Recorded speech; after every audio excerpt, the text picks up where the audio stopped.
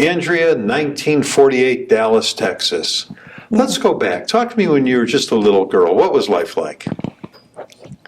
Wow, that's enjoyable. I loved it. I even remember my brother's 4.5 years younger than I am, and I somewhat remember a little bit before he was born. And What do you remember a little bit before he was born? maybe it's remembering what my mother told me. I don't know. Yeah. Oh, I remember the first house we lived in, and when my brother was born, just a lot of the friends that I played with in the first house, and all of us my friends there ended up moving into the same area right around the JCC here around the same time. Yeah. So it's kind of like the whole neighborhood kind of picked up and moved. I just basically had a very happy young childhood, and probably was a little jealous when my brother was born, but I enjoyed it. What'd your dad do for a living? CPA. Yeah, okay. And are they both, your mom and dad both from Dallas also? No, actually not. My mother grew up here. She was born in Washington, D.C. Moved here. She went to elementary school and all the way through. And my dad is from Denver, Colorado. They met when he was in the Army for World War II at the JCC in Dallas. And it was a USO party, and that was how they met, and he went on to the war, and they got married after the war. Yeah. Now, where was your dad stationed during the war? Oh, he was on the front line in Germany. He was injured, wounded. Did he? Okay, tell us some of the stories that he shared with you guys. Oh, he didn't really talk about the war. He really didn't. I know he was wounded. He was sent to Switzerland twice. He had pneumonia the first time. He was shot the second. He had a Purple Heart. Well, he's deceased, so he got a Purple Heart. The only time he ever talked, was really much later, and he's called it the $1 Million Wound. He was sent back, but he got him off the front line. Yeah. And he said his lieutenant told half the people to go one way and half the people to go another, and the other half all got killed. Wow. Do you know what battle this was that he got injured in? No, I don't. A lot of the people at that time didn't talk about the war. They really didn't. I know, we know. And that was the sad part. I carry his dog tags. Yeah. Believe it or not, I do. After he passed away. Yeah. Your grandparents, do you remember them at all? Yes, very much. My father's father passed away before my brother was born, so I really don't remember him other than pictures. My brother was named after him. But my other grandfather and I were extremely close. And he didn't pass away till I was 16. Yeah. What did your grandparents do for a living? My paternal grandfather was a tailor. They all came from Eastern Europe. Right. And he worked in Denver, Colorado. He worked for a company. And he even worked the day he passed away. Came home from work, didn't feel well, sat down, and that was it. Wow. He even apparently made some clothing for me, which I wish I still had. Yeah. I don't know whatever happened to them. Because, as I said, I was really young when he passed away. Yeah. My other grandfather was in the iron and steel business, which my mother used to say that, as the old story went, her mother ironed and her father stole, which of course wasn't true. But he was, he did that. Yeah. Yeah. Now, your grandparents, did they come, were they born in this country, or did they come from overseas? Oh, no, they all were from Eastern Europe. Okay. The only ones I knew where they were really from were my father's parents, and they were from Brabushk, and I'm sure I mispronounced that, but outside of Minsk, and it's still there. The town is still. Yeah. Did you ever hear stories about how they got here? I did hear stories. I have an older cousin who's told me more. Because we really didn't record anything, and that was the sad part. My grandmother lived till she was 105. Wow. So we really should have gotten a lot more, but we didn't. That was when her husband passed away when he was 65. So there was a huge difference in how long they lived. Pogroms had come in. They lived in Babushk, became Belarus, so that was that area. Right. And my grandmother's she had brothers. She was the only female, and all the men were killed. My grandfather, I don't think they were married there. I think they were married in the United States. Mm-hmm. But he was the one that came over first and then sent for everybody. How they ended up in Colorado, I really don't know. Of course, they came through Ellis Island, so that part I'm unsure about. Yeah.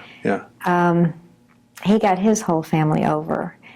Of my grandmother's family, she was the only surviving person. Yeah. Do you know what year this was when they came over? Or what? I honestly don't. My dad was the youngest child. That nobody was born. They weren't married. My father was born in 1919, so it had to be before that, obviously. Way before that. Yeah, clearly. Where did you go to high school? Hillcrest High School. And what was high school life like for you?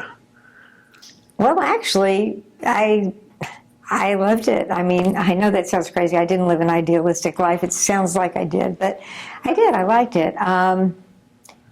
I feel like the Jewish community in Dallas was very close-knit. All my activities were involved, outside activities were involved in, BBG and other Jewish organizations. Right. Religiously, I grew up at Shereth Israel. Right. I just had I had a lot of close friends, and I like small groups of friends, although I was in clubs, so I like that part too. But as far as close friends, I like small groups. And any of your friends from high school you still friendly with today? Yes, a couple, yes. Yeah. Yes, they're still here. What was it in high school you used to do that you would have died if your folks found out? The only thing I did, and since unfortunately they're no longer here, I do miss them.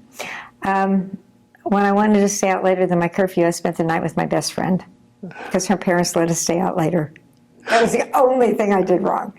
No, two things. Oh, another one. I had been dating a guy who was being rushed at a fraternity. I was 2 years younger, and they had a private area, and they were serving alcohol, and I was only 16. And I did drink a lot, which I had never had anything before, and I did get drunk. So they thought I had a 24-hour virus. Well, you did. Well, yeah. I didn't tell them. I was really honest with them about everything. I just chose not to tell them that. Yeah. Now, after high school, was it to work or on to college? No, I went to college. However, I have kind of a sketchy situation with that. I started dating while I was still in high school later, who was to become my first husband. He went to SMU. Right. And I was still in high school. Well, my parents wanted me to date other people, so while I had early acceptance to SMU, at the very last moment they had me go to OU because that's where all my friends were going. So I went to OU for a semester, and I came home so often. My father was afraid the roads weren't well paved then, right. that I was going to get killed in the mountains. So he decided I could transfer to SMU because he just figured that if I was going to come home that much, I may as well be close. Yes. And I kind of was this was just an aside, sarcastic child. And one time when I was coming home for the weekend, I came with a group of friends. I didn't have a car, so I always had a ride. Right. And I had my friends leave off my clothes for my mother to have clean for me the next day, so I wouldn't have to come home to dirty clothes. But I really was in the car.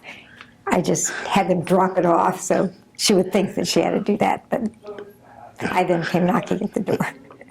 Although she did wash them. And then I went to SMU after that. Your first husband, where did you meet him? At a fraternity party. I was still in high school. He's 2 years older than I am. And I did not finish at SMU. He was from Northern Virginia, outside of D.C. And we got married before I finished, and I went to college up there after that. Well, part-time. It took me a long time. I was married, went to work, took night school. I mean, So where did you guys settle down? You went back to Virginia with him? I went to Virginia with him. He was a high school teacher. Is that where your children were born? Yes, they were born in Fairfax Hospital in Virginia. What was the happiest time in your life? When my children were born. Yeah. My grandchildren are wonderful. So, I mean, you're looking at different things. Having children are wonderful, but right now having grandchildren are wonderful because you get to have all the fun, and they're fantastic. And in a couple of them, I see my children in them, but then I don't have the responsibility, but I have the fun.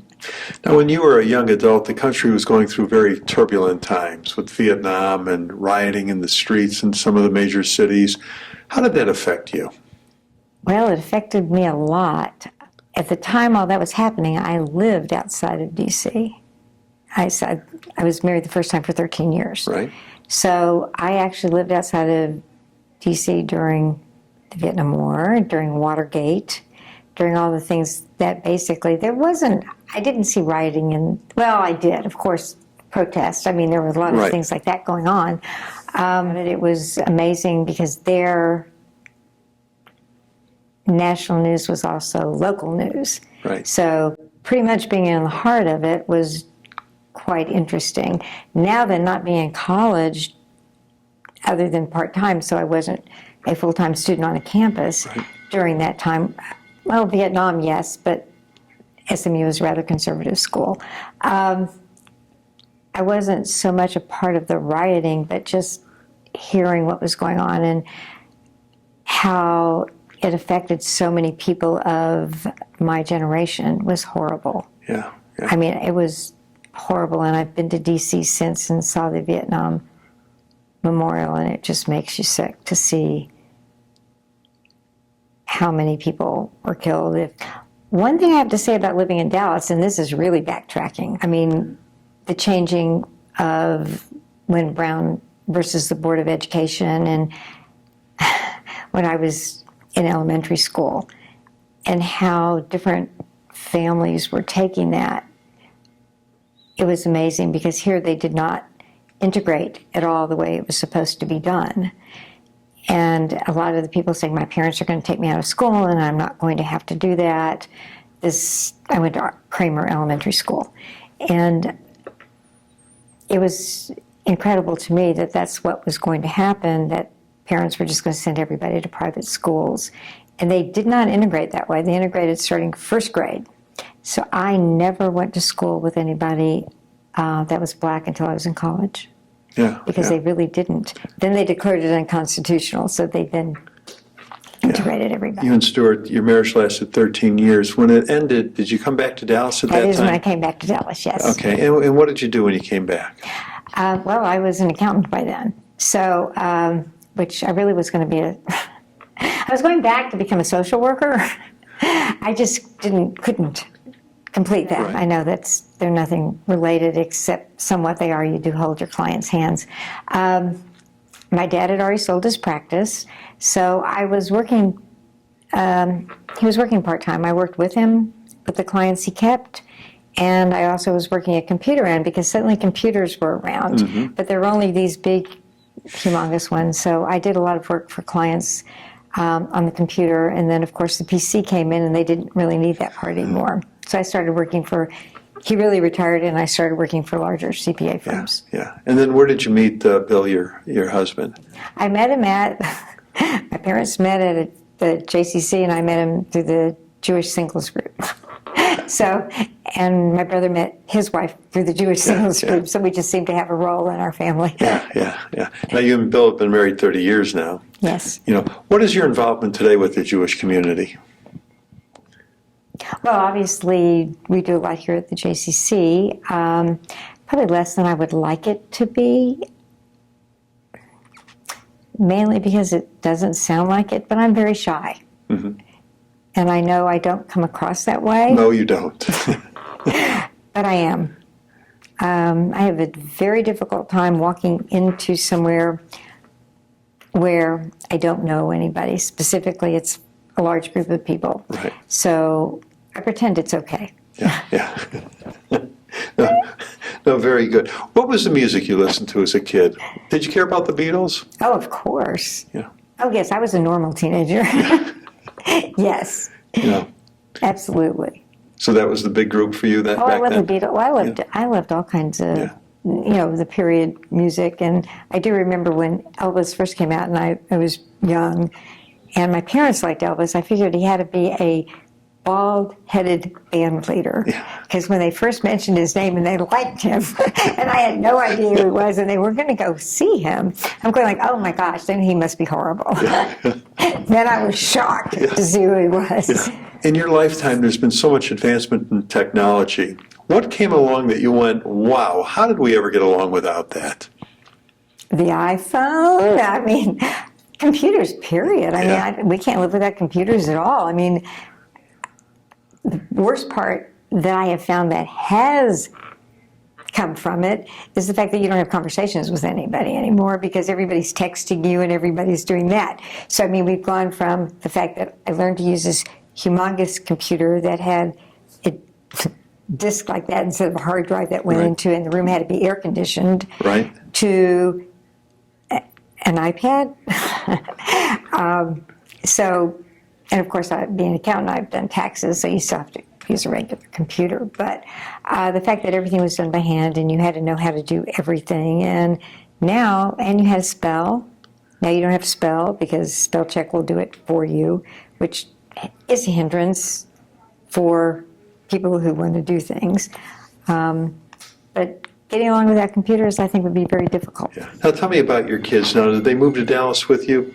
Yes. Okay. Neither of them live in Dallas now. My oldest son is named Rob, lives in San Francisco. He has a daughter. He'll be getting married again in May. His daughter's 10, and her name is Isabel, and she's fabulous. And unfortunately, I don't get to see them very much because of the distance.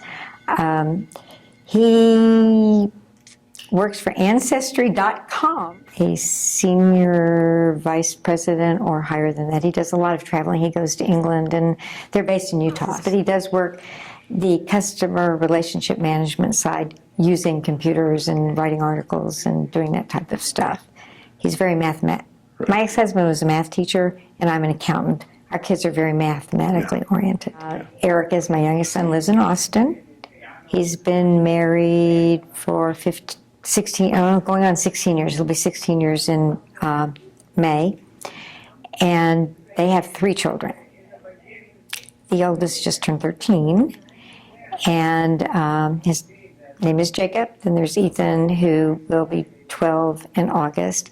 And they adopted a daughter. Her name is Solana, from Guatemala. And she will be 9 in September. My husband, Bill, he has an oldest daughter named Dawn, who is my stepdaughter. She lived with us for a short period of time, but she's the oldest, so she was in college. Her daughter's name is Lauren, and she goes to the University of North Texas. The next stepdaughter I have down is Michelle. She has a son named Zev, and she lives in Seattle. He's actually the youngest grandchild. Then Lisa lives in Richardson. She has 2 children, Michael and Catherine. How did the President Kennedy assassination affect you? I can't believe I passed that. That was so horrible. I was on the way to see him. I was in high school, and we were allowed to leave school with a note from our parents, and a guy I was dating at the time had a car, so we could go downtown, and we were heading it from a different direction, not from which we called Stemmons at the time, 35. We had names of streets, not numbers, when I was growing up, because Dallas was so much smaller. And then we heard on the radio.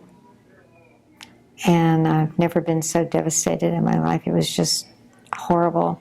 And my friends who were at school said they came on the PA system, and everybody went into the auditorium. And my brother was in elementary school, and he said they were out there in the yard playing tetherball, and they came out and got everybody in. So yes, it was just, oh my gosh, it was so devastating. I could not believe any.